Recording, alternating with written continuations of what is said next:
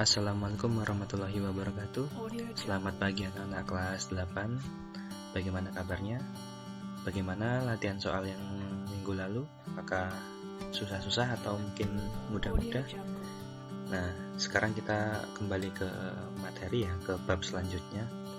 Bab kali ini kita akan membahas tentang mobilitas sosial bersama Ayah Trian. Sebelum belajar, seperti biasa mari kita berdoa terlebih dahulu agar apa yang kita pelajari nanti dapat bermanfaat. Dan tak lupa, Ayah tidak habis-habis menyarankan, mengingatkan untuk tetap jaga jarak selama COVID pandemi belum reda.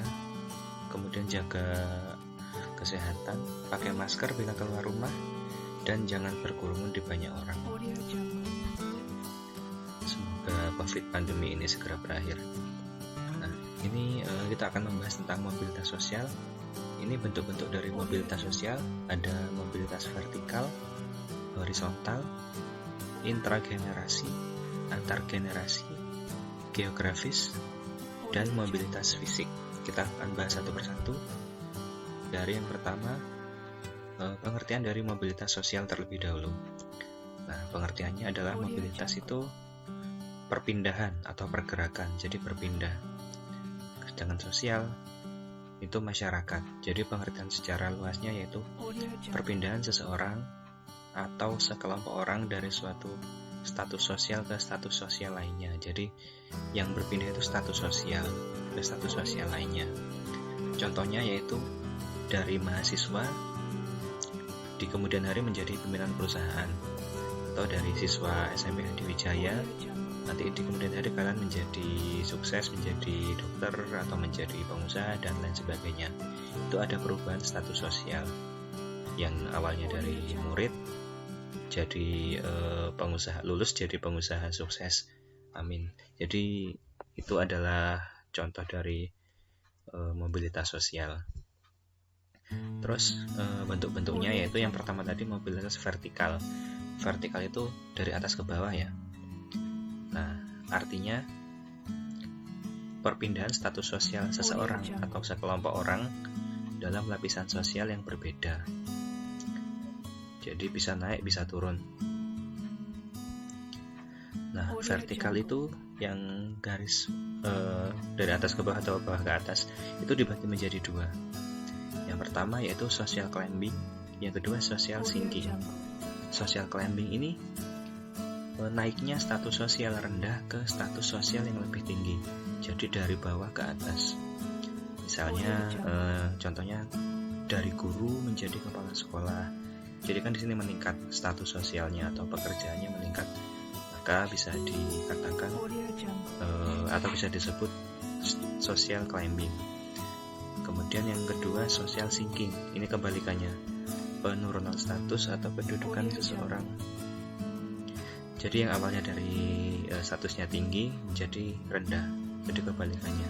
Contohnya yaitu yang awalnya jadi presiden, sesudah menjabat 5 tahun kemudian demisioner, beliau jadi menteri pertahanan. Jadi turun pangkat, yang awalnya presiden menjadi menteri pertahanan.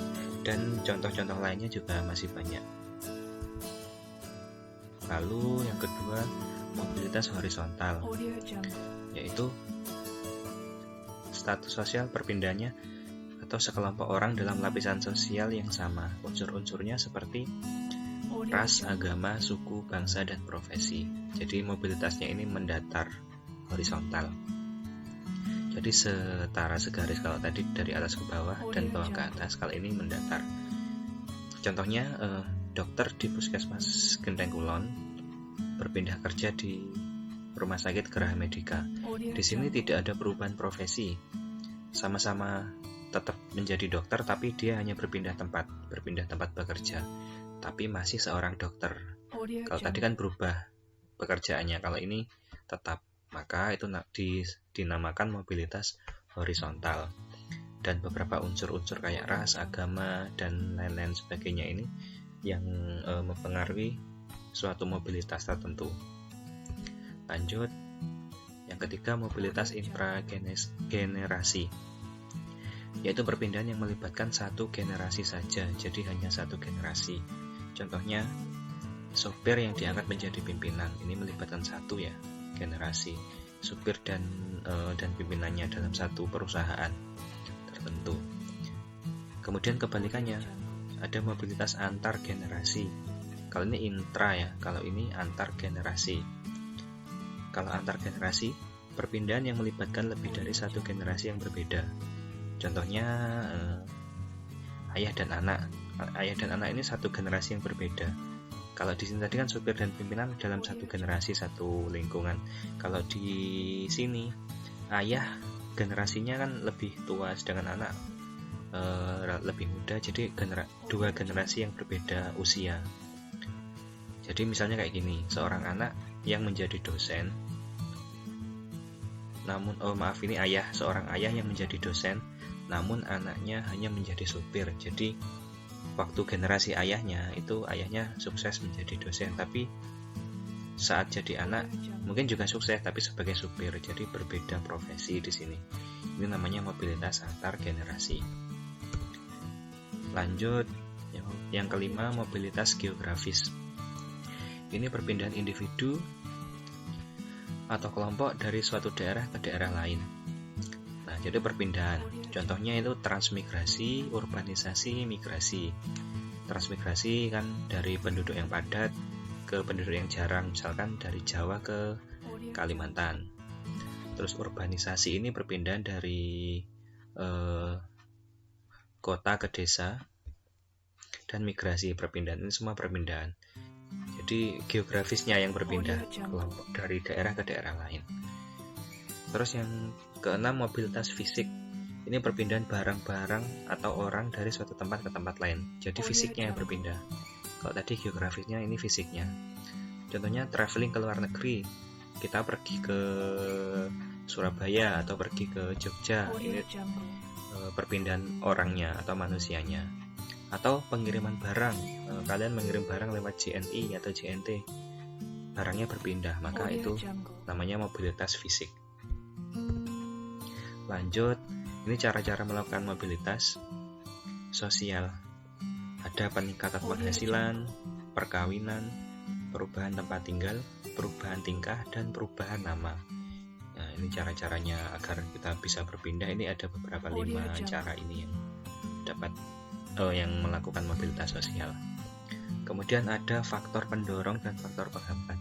Faktor yang mendorong mobilitas sosial yaitu perubahan kondisi sosial. Jadi dapat mendorong saat kondisi sosialnya berubah. Ekspansi teritorial, terus gerak populasi, terus komunikasi yang bebas, dan pembagian kerja. Ini yang dapat mendorong. Sedangkan yang menghambat itu perbedaan rasial, perbedaan jenis kelamin, diskriminasi kelas, kemiskinan, dan agama. Ini dapat menghambat ya. Beberapa hal ini mungkin bisa dicatat nanti, biasanya keluar di ujian. Terus saluran-saluran mobilitas sosial, saluran-salurannya. Jadi kayak tempat-tempatnya, istilahnya banyak sekali yang menyalurkan mobilitas, menyalurkan perpindahan. Kayak contohnya ini angkatan bersenjata kayak ABRI, polisi, terus lembaga keagamaan di masjid, lembaga pendidikan di sekolah, organisasi politik, organisasi ekonomi, organisasi keahlian, perkawinan tadi, dan organisasi keolahragaan. Ini beberapa tempat atau saluran-saluran mobilitas sosial. Lanjut ke dampak. Jadi mobilitas atau perpindahan ini punya dampak positif dan dampak negatif. Ini selalu berkaitan ya, kalau ada positif maka ada negatif. Yang positif ini yaitu dampaknya mendorong seseorang lebih maju, kemudian meningkatkan integrasi, kemudian mempercepat tingkat perubahan sosial masyarakat ke arah yang lebih baik. Ini positifnya kalau kita berpindah status sosial tadi. Nah, tapi ada juga negatif, dapat menimbulkan konflik. Misalkan kita turun dari jabatan tinggi ke jabatan rendah kan terkadang menimbulkan konflik. Terus berkurangnya solidaritas kelompok dan timbulnya gangguan psikologis. Ini negatifnya. Jadi ada positif, ada negatif. Nah, cukup sekian Video kali ini dapat bermanfaat dan berguna di kemudian hari, dan mohon dicatat inti-intinya, dipahami dengan baik. Apabila ada salah-salah kata, Ayah mohon maaf, Ayah undur diri. Wassalamualaikum warahmatullahi wabarakatuh. Selamat pagi.